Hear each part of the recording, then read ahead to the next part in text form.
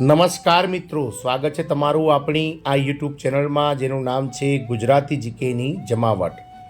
તો મિત્રો, કેન્દ્ર સરકારના કર્મચારીઓ કે જેઓનું સંખ્યાબળ 50 લાખ કરતાં વધારે છે, પેન્શનર્સ કે જેઓનું સંખ્યાબળ 68 લાખ કરતાં વધારે છે, તદુપરાંત વિવિધ રાજ્ય સરકારોના કર્મચારી અને પેન્શનર્સો કે જેઓ ઘણા લાંબા સમયથી કેન્દ્ર સરકાર સામે કોરોના સમયે એટલે કે 1 જાન્યુઆરી 2020, 1 જુલાઈ 2020 અને 1 જાન્યુઆરી 2021 એમ ત્રણ જે કોરોના સમયે મોંઘવારી ભથ્થાના જે મિત્રો હપ્તાઓ રોકી દેવામાં આવ્યા હતા, તો 18 મહિના સુધી જે ડીએ એરિયસ અને ડીઆર એરિયસ જે બાકી રાખવામાં આવ્યું હતું તેને લઈ અને સરકાર સામે ઘણા લાંબા સમયથી મિત્રો આ કર્મચારી એમ્પ્લોઈઝ યુનિયન અને પેન્શનર્સ યુનિયનો માંગ કરી રહ્યા છે। હાલમાં મિત્રો આ ડીએની બાકી રકમ અંગે સરકાર દ્વારા સારા સમાચાર બહાર પાડવામાં આવે છે અને નવા વર્ષની શરૂઆતમાં જ 18 મહિનાનું બાકી ડીએ એરિયસ જે છે તે સરકાર દ્વારા પસાર કરવામાં આવશે અને બજેટમાં મિત્રો 18 મહિનાના જે એરિયસ છે તેને લઈ અને મિત્રો 1 ફેબ્રુઆરી 2025ના રોજ જે પૂર્ણ કદનું 2025-26નું જે બજેટ રજૂ થવાનું છે તેમાં મિત્રો ક્યાંક ને ક્યાંક સરકાર તેની રજૂઆત કરશે તેવું જાણવા મળી રહ્યું છે। તો જાણો વિડીયોમાં કે 18 મહિનાનું એરિયસ કોને કેટલું મળશે અને આ એરિયસનું જે છે તે સરકાર જાહેરાત કરશે કે નહીં તેને લઈ અને વિડીયોમાં આપણે થોડી વિગતવાર ચર્ચા કરીએ। તો વિડીયોના અંત સુધી તમે બન્યા રહો। જો ચેનલમાં તમે નવા હશો તો અમારી ચેનલને લાઇક, શેર, સબસ્ક્રાઇબ કરવાનું ભૂલશો નહીં।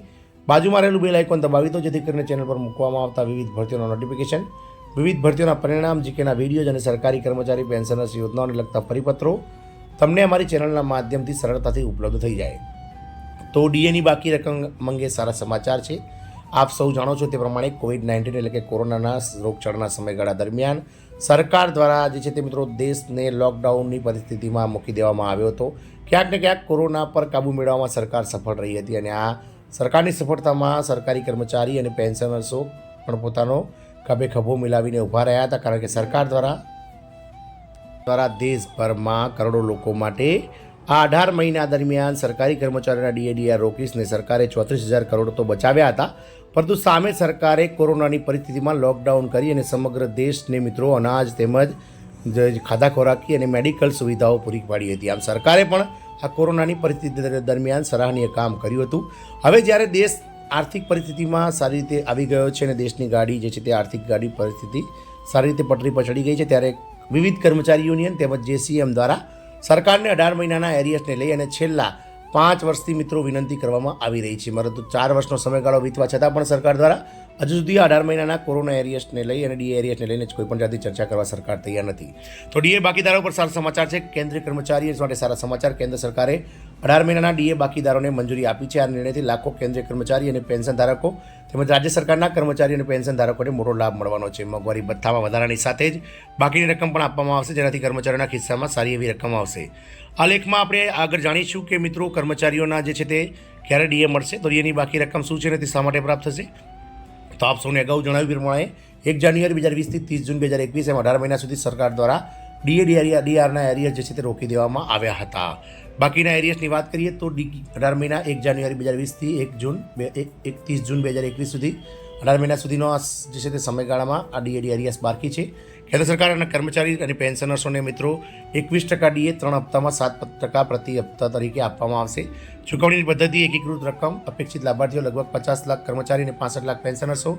એપ્રિલ 2024થી મિત્રો આજે છે તે રકમ મળવાપાત્ર છે। બજેટમાં તેની 35,000 કરોડ રૂપિયાની જોગવાઈ સરકાર દ્વારા કરવામાં આવી શકે છે। ડીએ બાકી રકમની ગણતરી કેવી રીતે થશે, તો ડીએની બાકી રકમની ગણતરી કર્મચારીના મૂળ પગાર અને ગ્રેડ પેના આધારે નક્કી કરવામાં આવશે। 18 મહિનાના સમયગાળામાં ડીએમાં કુલ 21%નો વધારો થયો હતો, જે 7% પ્રતિ હપ્તાના દરે 3 હપ્તામાં લાગુ કરવામાં આવ્યો હતો। ડીએ બાકીની ગણતરીનું ઉદાહરણ સમજીએ તો કર્મચારીનો મૂળ પગાર 30,000 છે, તો પહેલો હપ્તો જાન્યુઆરીથી જૂન 2020 30,000 × 7% બરાબર 12,600। બીજો હપ્તો જુલાઈથી ડિસેમ્બર 2020 30,000થી 14% ગણીએ તો 3 મહિનામાં 25,500। ત્રીજો હપ્તો જાન્યુઆરી જૂનથી 2021 37,800। આમ કુલ ડીએ બાકી રકમ 75,600 રૂપિયા 30,000 બેઝિક પગારવાળાને મળશે। કયા કર્મચારીને ડીએ એરિયસ મળશે, તો કેન્દ્ર સરકારના તમામ નિયમિત કર્મચારીઓ, કેન્દ્ર સરકારના પેન્શનર્સો અને કુટુંબ પેન્શનર્સો, કેન્દ્રીય સ્વાયત્ત સંસ્થાઓના કર્મચારીઓ, કેન્દ્રીય જાહેર ક્ષેત્રના એટલે કે પીએસયુના કર્મચારીઓ।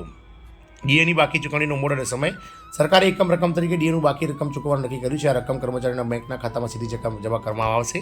ચૂકવણી એપ્રિલ 2024થી લગભગ શરૂ થઈ શકે છે। વિભાગો દ્વારા કર્મચારીના ડીએ બાકીની ગણતરી નાણાં મંત્રાલય તરફથી મંજૂરી ભંડોળની ફાળવણી કર્મચારીઓના ખાતામાં ટ્રાન્સફર કરવામાં આવશે। બાકીની આર્થિક અસર, તો ડીએની આર્થિક અસરથી સરકારના ખર્ચમાં વધારો થશે, અર્થતંત્રને વેગ મળશે, રોજગાર સર્જનમાં ની માંગ વધશે. આમ કર્મચારીઓને મિત્રો ઘણા લાંબા સમયથી આ ડીએ એરિયર્સને લઈ અને જે અસમંજસ હતી તે સરકાર દ્વારા બજેટ 2025માં પૂર્ણ કરી શકાય છે.